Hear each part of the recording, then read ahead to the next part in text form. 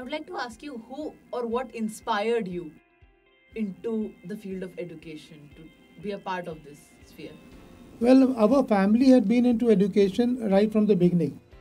My grandfather, Padma Bhushan Mangturam Jaipuria, started a college in Calcutta in 1945 when the family was living in Calcutta.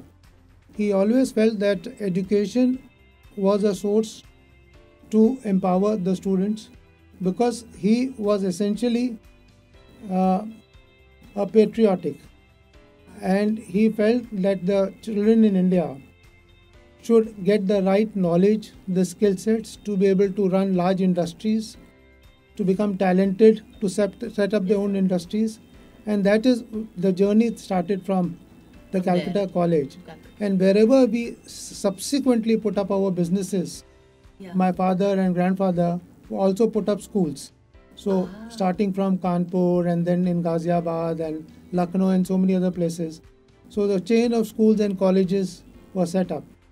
However, as far as the inspiration is concerned, it came from my father because my father pushed me that I should look after this vertical 10 years back because he felt that education requires somebody from the family member to look into it because education was being transformed.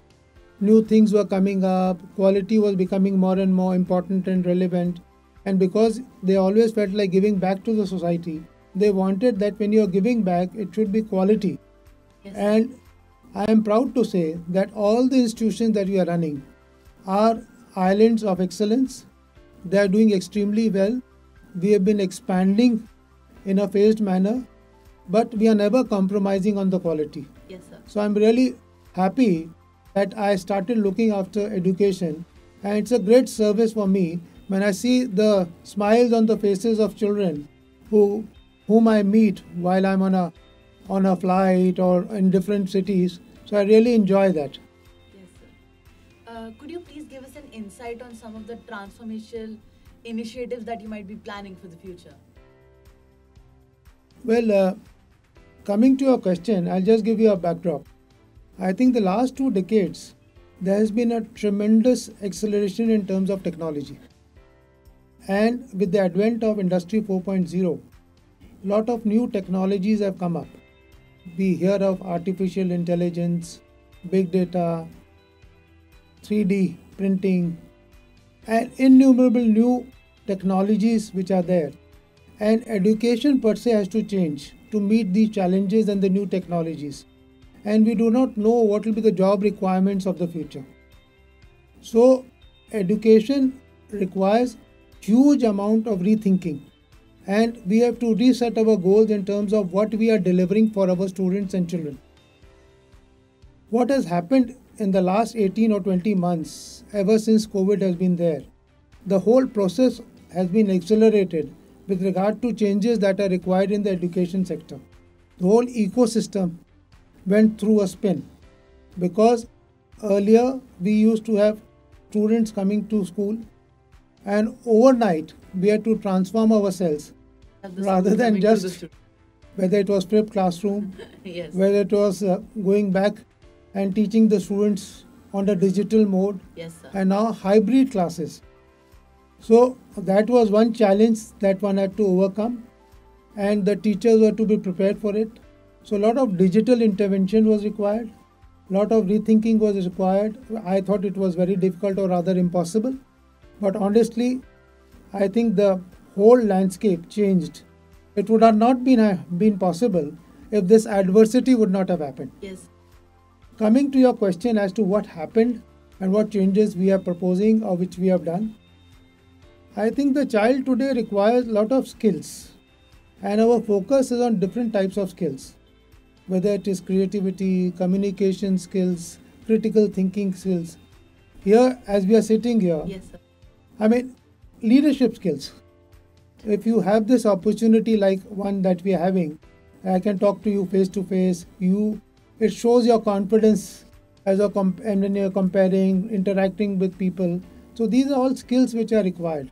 Yes. Then some socio-emotional skills. You see, one is that you are very good in your subject or your academic performance, but are you also good or relate to emotions, to love, to care, to empathy. All this is required. We have seen a lot of people from Indian origin now becoming CEOs of multinational companies. Yes, sir. It is not just because they have been brainy children or students, but because Indians per se have been living in joint families. They have very strong bonding in terms of socio-emotional learnings. So that is another area which we are trying to develop. And I'm happy all these things have come up only during the COVID times. Apart from them, design thinking we have introduced, health curriculum we have introduced as a package, because you know about health and it is becoming more and more important in today's context. So these are new initiatives. But the last and foremost, and last I would like to say that what is equally important is that we should have a complete digital architecture, because we believe in personalized learning. Every student learns at his own pace. He learns in different manners, and we have to understand the student first, because anything that we do in education has to be very, very child centric.